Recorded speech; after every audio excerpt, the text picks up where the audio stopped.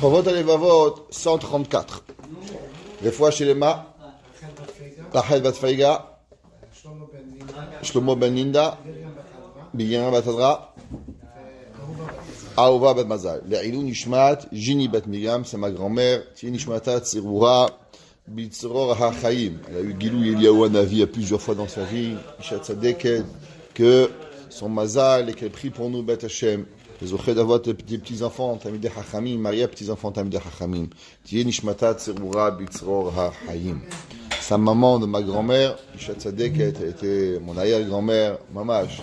Une femme incroyable, jamais elle a laissé qu'un goy Mechlal, il la regarde. À comment elle avait la tzidkout, à combien elle avait la tzniut, permettre que leurs zéchout, ils soient sur nous.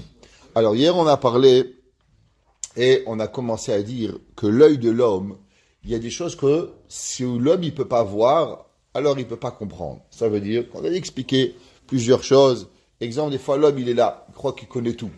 Après un jour, on invente un nouvel appareil. Exemple, quand on était petit, on nous racontait qu'il y allait avoir un téléphone que tu peux voir quelqu'un. C'est de la science-fiction pour nous. Vraiment, tu crois que ça va arriver, que quelqu'un il a un téléphone ici, tu vas pouvoir voir à New York que ça avance. Même le téléphone à écouter, Bichlal, c'était énorme. Quand ils ont sorti les cellulaires, c'était une valise. Tu n'as pas connu ça. Moi, je me rappelle à Yeshiva, en 1990, téléphone cellulaire portatif, c'était une valise. Tu avais une valise avec toi, et tu ouvrais la valise, tu sortais une antenne de 3 km de haut, et tu appelais, ça arrivait. C'était pour nous après, les téléphones, c'était les téléphones de la maison. Tu sais, voilà. Tous les téléphones, même le téléphone de la maison, le portatif, il était énorme. Avoir un téléphone avec quoi on peut voir, ça n'existait pas. On pouvait même pas imaginer que c'était possible. Aujourd'hui, tu as ton téléphone, ton iPhone, ton truc, WhatsApp, tu FaceTime, tu faces le monde. Je me rappelle que le Rav, un jour, il avait dit que quand Mashiach il va venir à Kadosh Baruch Hu, toute l'humanité va savoir en une minute. Je disais, mais Rabbi, comment on peut savoir? Mais il va appeler. Je dis, mais j'ai pas un téléphone sur moi. Je suis au Beth Midrash. Je pouvais pas imaginer, Bichlal, comment c'était possible. Aujourd'hui, tout le monde a un téléphone, ils envoient un message, et l'humanité, c'est tout. Qu'est-ce que prend, j'y raconte tout ça. Il y a des choses que tant que tu les vois pas, tu peux pas comprendre. Il y a des choses que si l'homme, on peut t'expliquer, ce que l'œil, il amène à la personne, l'œil, il n'est pas capable de comprendre, Bichlal. On avait terminé en disant qu'il y a certaines choses, comme on avait expliqué le Koach HaBchira. Est-ce que Kadosh Baruch Hu, il sait, ou Akadosh Baruch Hu, il te laisse. Et cet amalgame de deux choses, que dans Torah ou Mitzvot, Akadosh Baruch Hu, il te laisse choisir. À l'opposé, dans certaines actions, Akadosh Baruch Hu, il te laisse pas choisir. Et comment comprendre cet équilibre entre le Koach HaBchira et que Akadosh Baruch Hu, il est Menael HaOlam, c'est une chose que l'homme, il peut pas comprendre avec ses yeux. Il y a certaines choses que l'homme, il faut savoir, qu'il peut pas, tant qu'on va pas te faire montrer. Exemple, il dit toujours, le même machin de Rab Shimshon Pinkus. Il dit, regarde une chenille. Une chenille, elle a combien de pieds? Elle a 3000 pimskena. Rien que pour attacher ses chaussures, ça lui prend la journée entière. Heureusement qu'Hachem n'a pas créé des chaussures. Vous imaginez si elle devrait attacher ses chaussures? La pauvre, elle vit 24 heures, elle passerait sa journée, la premier jour à attacher des chaussures. Bah, oh, Hachem, il a fait pieds nus. En tout cas, une chenille, elle croit que le monde, c'est un jardin. Comment elle marche du début du jardin à la fin du jardin?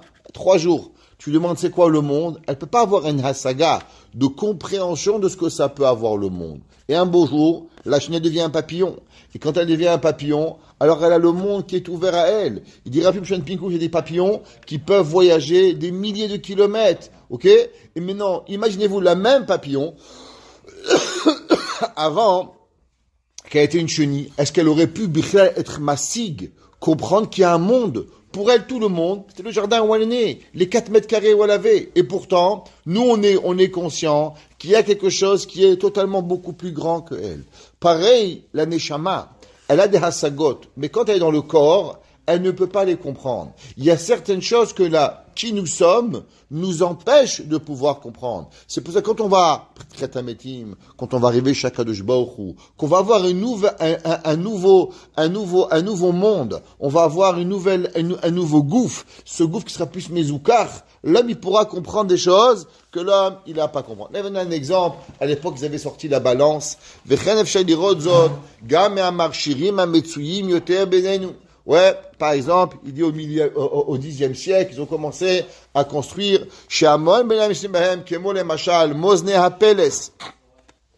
La balance. אילו לא היינו משיגים אותם בחוש הראייה שלנו, לא היה מתכוון שאפשר לקבל משקל מדויק במאזניים אלה, שמצד האחד רחב יותר מצד השני. Il dit à l'époque, comment ça fonctionnait la balance? Alors tu avais un bout de bois, et tu avais deux balances, et ici tu mettais 1 kilo, et là tu mettrais 1 kilo. Il te fallait 1 kilo pour pouvoir y arriver. Aujourd'hui, la balance, c'est quoi? La balance, c'est un autre monde. Tu mets quelque chose. Après, ils avaient commencé avec un bout de bois, avec un petit crochet, et que tu mettais sur le côté, et ça fabriquait la balance. La balance qu'on a aujourd'hui, les vraies balances chez les médecins, c'est exactement le même système. Mais comment? Tu n'as pas mis 90 kilos là-bas. Comment ça fonctionne? Eh ben l'homme, comment tu peux avoir une précision avec un tout petit principe qui arrive? Ouais.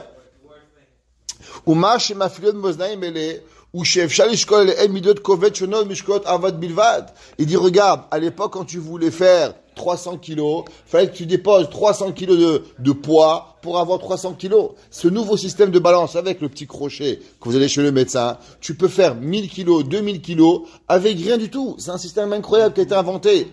Oh, c'est c'est la contrepartie, c'est avec un poids, c'est avec un bois, ça marche avec un poids, un tout petit poids et aussi un équilibre. Ça marche avec l'équilibre.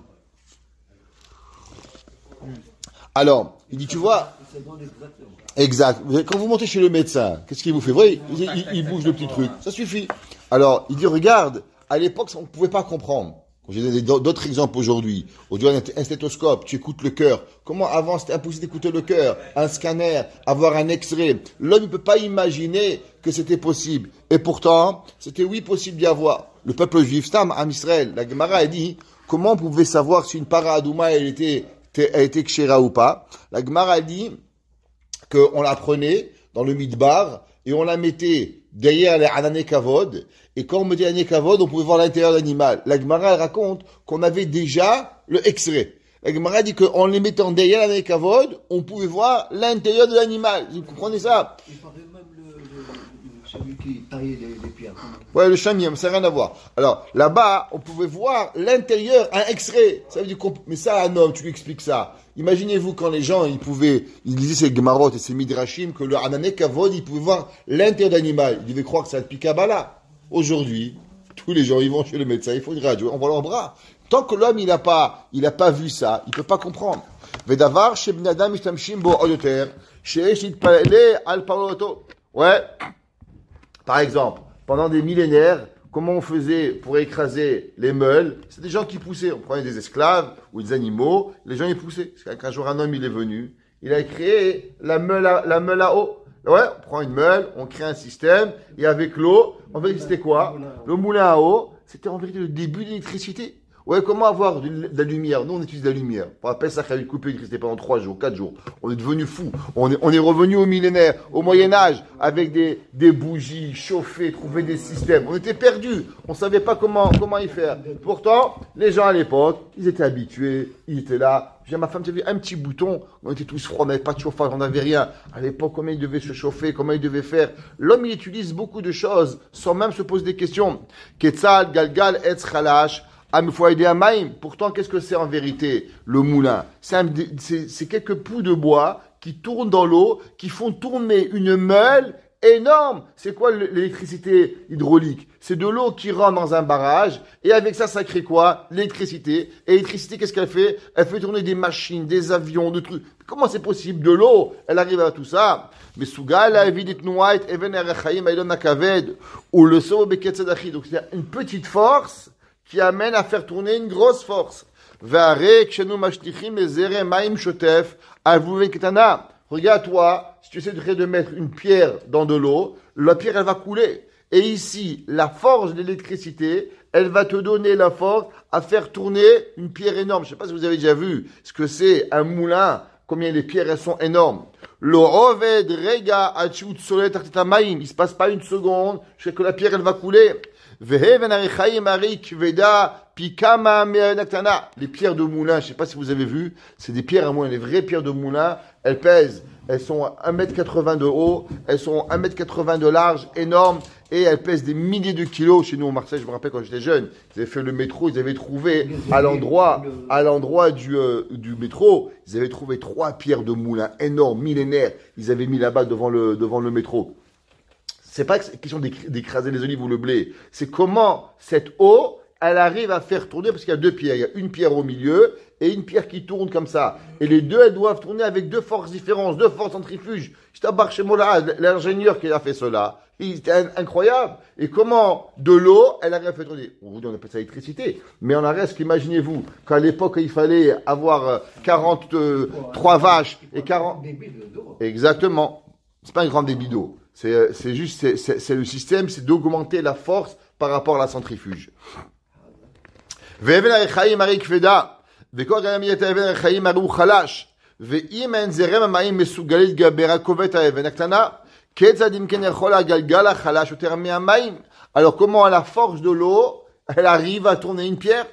להתגבר על כובד אבן הרחיים, ואילו שומעים זאת ממישהו. Et si tu avais écouté qu'avec de l'eau qui coule, tu vas arriver à éclairer un bâtiment, tu es malade, tu me prends pour un fou. Comment c'est possible? Et pourtant, ça fonctionne. L'électricité, tout le Québec, comment il fonctionne? Électricité hydraulique. Alors, tout le Québec, il marche, Hydro-Québec, avec quoi? Avec de l'eau. Quoi, de l'eau, elle nourrit le Québec? Comment c'est possible? Quoi, grâce à l'eau, j'ai de la lumière? Mais tu me prends pour un fou. Émettre, c'est comme ça. Si l'homme, il voit pas, l'homme, il peut pas comprendre. Il y a des choses que tu peux pas donner à la personne.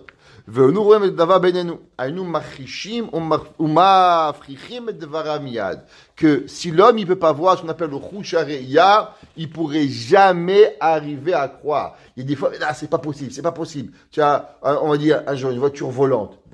Comment c'est possible une voiture volante? Pendant j'ai inventé comme comment on appelle ça les petits avions pour des enfants là. Vous savez avec quoi ils font les vidéos maintenant? Les drones. Il a inventé une voiture à drone. Incroyable. J'ai vu, mon fils, il m'a fait montrer. Tu deviens fou. C'est vendu aujourd'hui $200,000. Tu vas en Amérique, tu achètes une voiture drone. Tu achètes, tu peux rouler, tu avances. Et je t'embarque chez mon arade. Mais Chama yedno habilti mafseket besot hachokma she'etzira, l'intelligence de la construction. Umachamat akaratein umachalasha b'shoy burim totehem ub'shetayot kochot hamuchadim shekol echad behem. Ma grand-mère, elle me racontait, quand elle était jeune, elle voyait un avion passer, tout le monde s'arrêtait. Tout le monde était en train de voir un avion qui regardait. Le Rav Eliashiv, il raconte qu'il est arrivé, il y avait un grand ballon. Je ne sais pas si vous avez connu ce ballon. Il y avait un ballon qui est aux alentours de 1930, qui avait fait le tour du monde, qui était là. Après, il a explosé, mais c'était un grand ballon comme un avion. Et c'était la première classe. Il y avait à manger. Et il voyageait. C'était un ballon énorme. Et quand il est arrivé, il est passé par Yerushalayim. Tout Yerushalayim est sorti, même les enfants des Bate Midrashim, des écoles, l'attraction pour voir ce ballon, pour pouvoir arriver. Comment 300 personnes pouvaient être dans un ballon en train de voler? Personne ne pouvait même imaginer que c'était possible. Aujourd'hui, on ne regarde même plus tellement des avions, tous les 2 minutes qui décollent, tac, tac, tac, tac. À New York, ils disent qu'entre les 4 aéroports qu'il y a, ou 3 aéroports à New York, tous les 20 secondes, il y a un avion qui décolle, un avion qui atterrit. Entre les 3 aéroports de JFK et de LaGuardia, tous les 20 secondes, il y a un avion qui décolle ou qui atterrit. T'imagines qu'est-ce que ça veut dire? On se remarque même pas, comment c'est possible, on est habitué. Mais imagine-toi, tu repars en arrière et tu vas raconter à quelqu'un, tu sais, il y a des avions, tu rentres 500 personnes, tu pars à New York et tu arrives à Paris. Mais ça va, tu as bu, tu es alcoolique, arrête de rêver, tu vas pas y arriver. Juste un train qui est arrivé. Les gens, ils sont habitués au train. Mais qu'un train, il peut transporter des patients, des centaines de personnes d'un côté à de l'autre. À l'époque, voyager pour faire 100 km, ça prenait un mois. Aujourd'hui, tu prends une voiture, en 1 heure, tu es au nord. C'est pas possible. Tout cela, Chushareya. Ve'im en adam midia bedvarim ele, ametsuim tamid ben yadav. Et si l'homme, il vit avec cela, il comprend cela, en itpale ifo im en yudea gamet malach mishpate aborit bara b'mash noga le'achyachu b'bchira. Et il dit, il y a des choses qu'on est tellement habitué qu'on ne réfléchit plus. Prenez, regardez les gens, une voiture automatique, ici. qu'en Amérique. Tout le monde a une voiture automatique. En France, avec les vitesses. Embraye, passe la première. Va chez les gens, demande-leur, du moins, tu sais rouler manuel. C'est même pas de quoi tu parles. Il y a des voitures, il y a des vitesses dans la voiture. Il est tellement habitué à rouler, il ne comprend même pas comment c'est possible autrement. Il y a des façons que nous, on vit, et que ces façons-là, on réfléchit même plus. Il dit pourquoi? Parce qu'on a été habitué comme ça. Pareil avec le Koach HaBchira. On est tellement habitué à avoir cette double Bchira. D'un côté, que Akadosh Baruch Hu, il nous donne la Bchira. De l'autre côté, que Akadosh Baruch Hu, il est Bocher Banu. Alors les deux, on ne se pense même plus à tout cela. Il y a des choses qui sont tellement simples et pourtant tellement compliquées, mais que tu réfléchis. Ouais, quand on a dit respirer, que le cœur y bat, l'électricité. Vous vous rappelez comment j'ai fait mes cours à l'hôpital de médecine?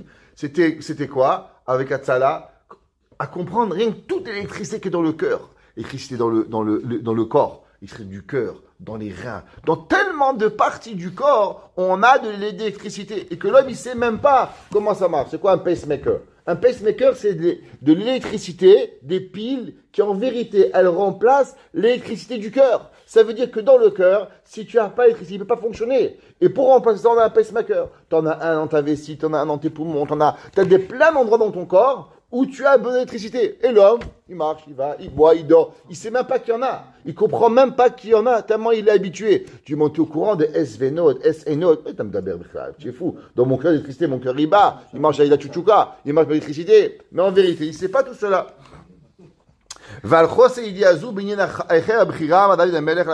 Et les gens, ils sont tellement habitués qu'ils ne comprennent pas la Bchira. David Amelech, il a écrit Hashem lo gavalibi.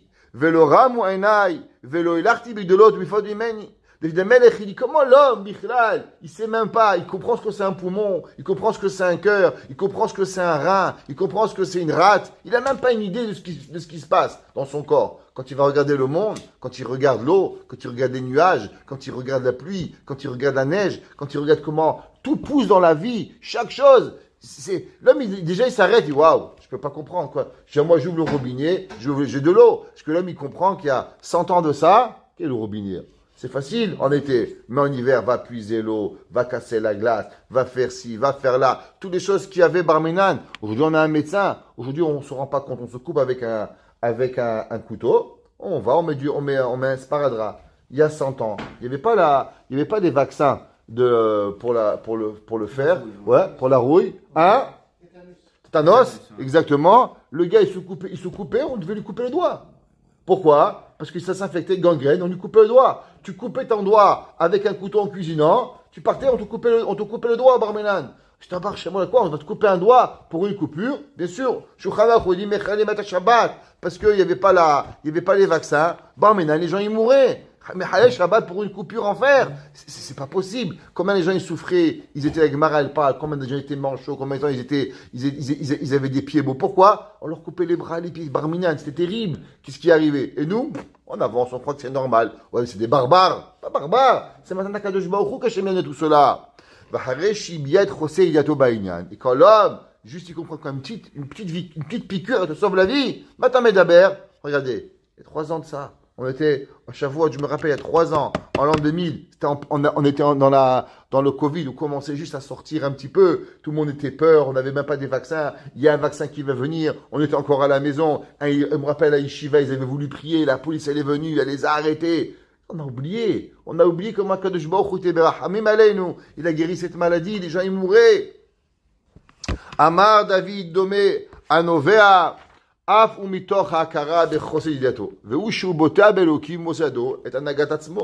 vérité, l'homme, qu'est-ce qu'il va? Du jour où il commence à comprendre, il dit pas, ok, alors maintenant je veux comprendre mon cœur, mon poumon, mon foie. Il fait confiance à Dieu. Il avance, il mange, il boit, il dort. Tout va bien. Donc tu as confiance en Dieu. David Amelech, il dit, ouais, que toute la vérité, c'est un cadeau d'Akadosh Baruch Hu. Ça veut dire que toi, tu dis, ouais, je veux tout comprendre. Tu veux pas tout comprendre. Ta vie, elle est faite de 1 milliard de choses que tu vis sans même avoir comprendre. La seule différence, elle est que quoi? C'est qu'il y a des moments dans ta vie où tu t'es même pas posé la question. Il y a des moments où tu te poses des questions. Donc, vivre sans comprendre, il dit, Chovot Avot, c'est pas que totalement difficile. 99,9% de ta vie, tu comprends pas. Ah, maintenant, tu as une question. C'est quoi le Koach HaBchira? Comment ça arrive? comprends ce que tu peux. Et le reste, fais confiance à Kadosh Baruch Hu. Comme tu fais confiance pour respirer, pour voir, pour entendre, pour ton cœur, tes pieds, tes mains, tu lui fais confiance. Tu comprends pas, hein? Alors continue aussi pour pas faire confiance. C'est pas à faire confiance à des choses. C'est pas trop compliqué pour la vie. L'âme, il doit va b'yesodei ha'emuna. Vatomer hanefesh. Perek tet. Perek net, sha'ar todai, perek, sha'ar aot elokim, perek tet. Vatomer hanefesh. Irgat et ruchi. Aide sheveta oti di akarash el becholti le asig et sot ha'inyan ha'echea v'abchira. Il dit Chovot Alevavot, waouh, je suis content d'une chose, qu'en vérité, cette compréhension, elle est au-dessus de mon sechel. Ça veut dire qu'on arrive à une conclusion qu'en vérité, l'homme, c'est impossible à l'homme de pouvoir comprendre. Et c'est pas grave. C'est au début, on croyait que l'homme, il doit tout comprendre. Il dit Chovot Alevavot, on arrive à une conclusion qu'on ne peut pas tout comprendre. Et déjà, ça fait du bien que je suis pas un idiot. Ça veut dire que quoi? Il y a un homme qui croyait. Chazak. Ça veut dire que l'homme, il doit. C'est pas la picoros. Ça veut dire que l'homme, il comprend qu'en vérité, il ne peut pas tout comprendre. Et c'est pas grave. C'est pas grave de pas tout comprendre. Ça veut dire que si je suis le seul à pas tout comprendre, je suis embêté. Mais si je comprends qu'en fait, la bria, elle a été construite que tu ne peux pas tout comprendre. Et ça fait partie, en vérité, de Anochi Hashem Elokecha, de Mitzvat Ha'emuna, qu'Hashem il t'a mis dans un système où la compréhension de tout l'univers n'est pas compréhensible. Ça veut dire que ça fait partie intégrale de la bria d'Akadosh Baruch Hu, que l'homme ne peut pas arriver à tout comprendre. Et ça, c'est tout l'humain. Donc, si tu comprends pas 90%, c'est quoi le problème de ne pas comprendre 91%? Si Hachem t'a créé que tu dois comprendre 100%, alors même 1%, ça me dérange de ne pas comprendre. Mais si le système, il a été créé que je ne peux pas tout comprendre, alors pourquoi ça me dérange de ne pas comprendre à 80% ou à 30% ou à 20%? Biglal adinut ve'omko. Pourquoi? Parce que dans la Olam Abriya, il y a ce qu'on appelle de la finesse. Plus l'homme, il comprend, par exemple, une infirmière, elle sait faire une piqûre. Une infirmière, elle peut soigner. Elle peut mettre un sparadrap. Elle peut peut-être faire un point. Mais un docteur, pourquoi on a besoin d'avoir un docteur? Parce que le docteur, il regarde, est-ce qu'il y a des ligaments? Est-ce qu'il y a une veine? Est-ce qu'il y a ci? Est-ce qu'il y a de la pourriture? Est-ce qu'il y a une infection? Alors, l'infirmière, elle peut faire ce que le médecin lui dit. Mais le docteur, qu'est-ce qu'il a? Lui, il a un œil plus éduqué et plus aiguisé pour regarder plus. Donc, ça veut dire qu'il y a des choses que toi, tu es là, mais tu vois pas. Mais le médecin, il va voir. Après, tu vas aller voir un spécialiste, lui, il voit encore plus. Après, tu vas aller voir un scanner, il voit encore plus. Ça veut dire que plus la chose, elle est adina, et plus tu vois qu'en vérité, tu peux pas la voir. Donc, le monde, il a été créé avec une telle précision et une telle adinoute que c'est pas obligatoire que l'homme, il peut y arriver. Ah! Galil Yetasod, Maï Matarat Yetzirati. Maintenant, il arrive une question. C'est vrai, si l'homme en vérité, d'un côté il est robot, d'un côté il ne peut pas tout comprendre, parce que Hakadosh Baruch Hu il a créé, alors pourquoi Hachem il a créé le monde? Pourquoi l'homme Hachem il a créé la Briata Adam? C'est la première question que le Ramcha, il explique. Pourquoi pas si je suis un demi-robot? À quoi ça sert? Pour quel est le but de la création du monde? Ma chovati ba'olam hazeh. Il demande le Ramcha, il demande le Chovot Alevavot. Le Ramcha, il commence dans Perek Aleph. Ouais, qu'est-ce que l'homme, il est venu? Manger de la pizza, manger de la tchouk-tchouka, c'est quoi avoir des enfants? C'est quoi le but de ce monde? Pourquoi on est là? Pourquoi vous êtes ici? Pourquoi je suis ici? Umaïta kavat Hashem basé chez Orid et Nishmati la olam hazeh. Ça veut dire que la Neshama, elle comprenait 10 fois plus avant. La Neshama était proche d'Akadosh Baruch Hu. Elle avait une compréhension beaucoup plus grande de toute la Bria. En la descendant dans le Olam, je lui cache. C'est comme si un homme, il va, et comment il commence à décider de plus manger, de plus boire. Qu'est-ce qui t'a posé? Qui t'a demandé dans un matzav pareil? Mange, bois, dors. Lamazé. Dans la Gashmiout, dans la Rouchaniout, l'homme, la Neshama, elle ne savait que plus, pas moins. Si la Neshama, elle connaissait beaucoup plus avant de venir, quel est le but que la Neshama, elle est dans son Olam pour pouvoir apprendre moins? Il n'y a pas de sens. Vetasbirli, le Tanya c'est venu après le Chovot Alevavot. 1000 ans après. Vetasbirli, que meta vichota bekatsur. Chovot Alevavot était au 9e siècle. Ok? Vetasbirli, que meta vichota bekitsur. et explique-moi la meilleure façon et de pouvoir comprendre la compréhension. Le Tanya et tous ces livres sont venus après. Le Chovot HaLevavot, c'était le premier livre qui a posé ces questions, il y a plus de 1000 ans. Eze peulot ani ose mitoch haecheach ve'eze mitoch bchira kede shelo tihye hanagati k'hanagat אותו מלך שסופי עליו שלא יבין את הנהגה היא לטובתו. Ça veut dire que l'homme, quelque part maintenant, c'est quoi le but du monde? Et comprendre un petit peu plus quel est mon rôle à faire, parce que pour comprendre ce que je dois faire, il faut avoir un goal. Un homme, il vient dans un magasin, il dit, qu'est-ce que tu vas faire? Il dit, tu vas être à la caisse. Ok?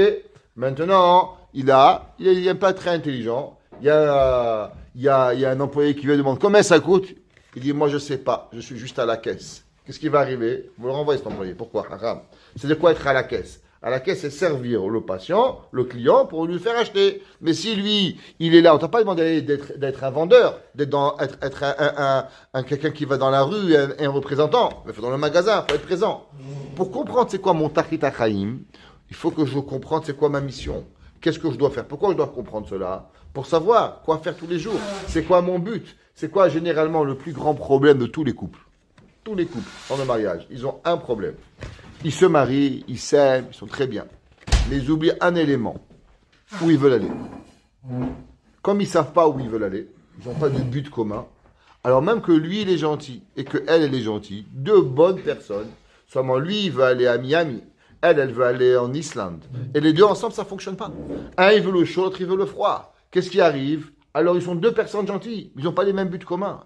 La majorité des gens qui se rencontrent et le problème qui souffre toute leur vie, il va être sur un problème. C'est qu'ils n'ont pas de but commun. C'est pas faire des enfants un but commun. C'est bien d'avoir des enfants. Mais où? Comment? Qu'est-ce qu'on fait? Où je veux être dans 10 ans? Qu'est-ce que je veux arriver dans ma vie? Pareil dans la Neshama. L'homme, il doit avoir un tachlit. Ma tachlit b'chaim. C'est quoi? Et par rapport à ce tachlit, mon but, alors je vais de savoir comment arriver. Il y a des gens qui se lèvent tous les matins. Qu'est-ce que tu vas faire? Je vais étudier. Pourquoi? Je sais pas.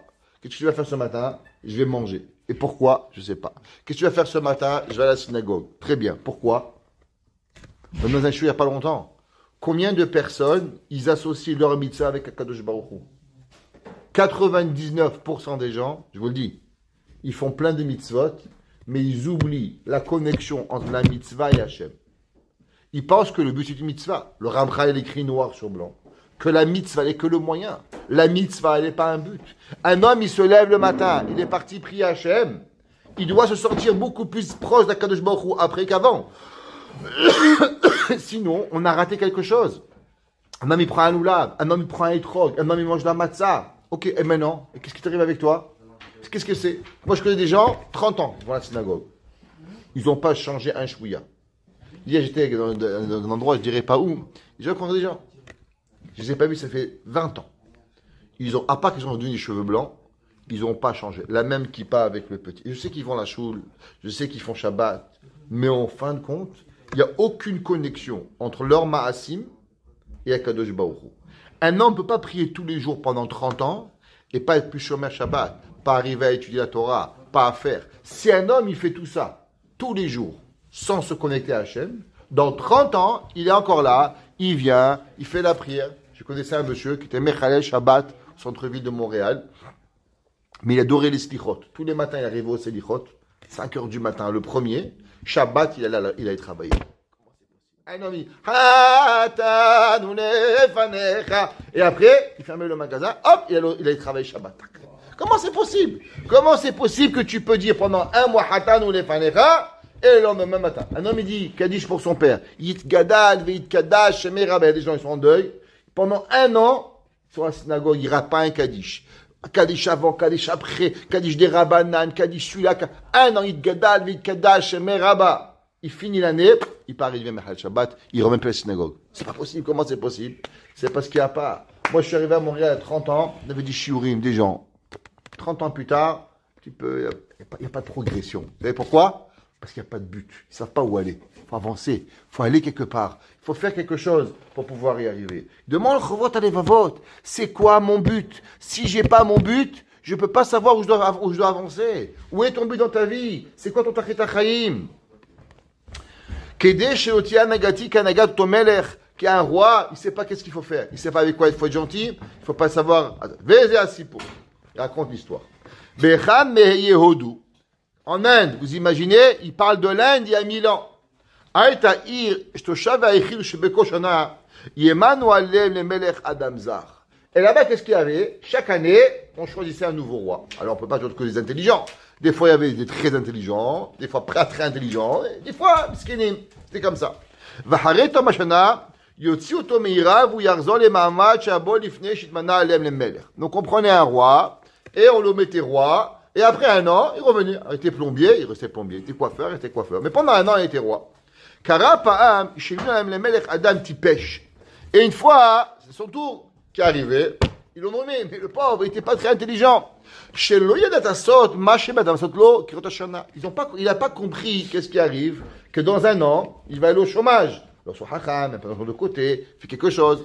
Adam zet sabak kesifim ou bana armanot, ou bitzer et taïr bechomot ou migdalim. Qu'est-ce qu'il a fait, lui? Il a fait toute la ville, il a fait des remparts, il a monté des murs. Velo etzi shum davar mi'air. Et il n'a rien fait sortir de la ville. Il a rentré dans la ville tout ce qu'il pouvait. L'argent, Isha Veladim.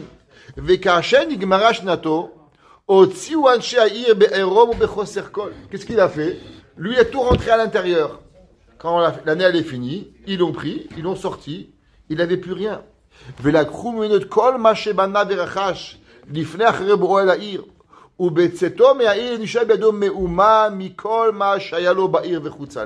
Alors, puisque maintenant lui avait tout rentré au palais, alors quand il était du palais, il n'avait rien. Tout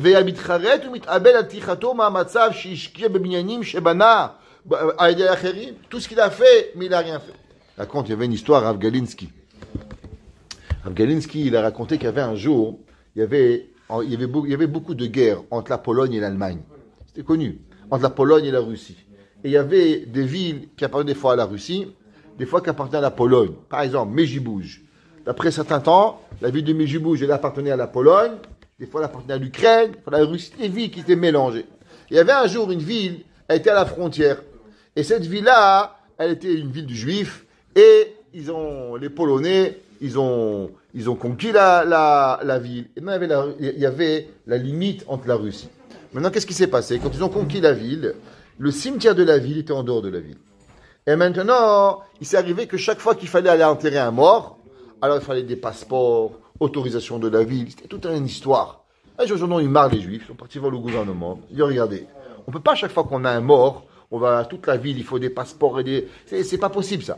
Alors vous devez nous laisser que quand on a un mort, on peut aller enterrer le mort, on revient sans problème. Bon, les deux pays, ils ont dit, gars, c'est un petit village, il y a des petits morts ici. C'est pas grave, on les laisse faire. Au début, il y avait un mort par année, Baruch Hashem. Et un jour, quand ils sont arrivés dans la ville d'à côté, ils ont compris que là-bas, il n'y avait pas de pain, il n'y avait pas de tabac, un autre pays. Alors ils ont commencé, quand ils allaient enterrer un mort, dans le cercueil, ils commençaient à mettre de l'argent, des cigarettes, du tabac, de l'alcool. Et ils revendaient. Après, on a un gars, il a vu qu'une bonne idée. Il dit, pourquoi on doit avoir quand il y a un mort? Viens, on fabriquer un mort. Et là, on a fait un mort par mois, un mort par semaine. Et à la fin, il y avait 5 morts par jour. Ça rentre, ça sort, ça rentre, ça sort. Et des morts, il y avait tous les jours. Et un beau jour, il y avait un mort. Et le garde, il a ouvert la boîte. Et qu'est-ce qu'il a trouvé là-bas? De l'argent, des cigarettes, de l'alcool. Et là, ils ont tous commencé à pleurer. Il a dit, le policier, c'est pas maintenant qu'il fallait pleurer. C'est il y a 5 minutes qu'il fallait pleurer. Pourquoi on vous a arrêté?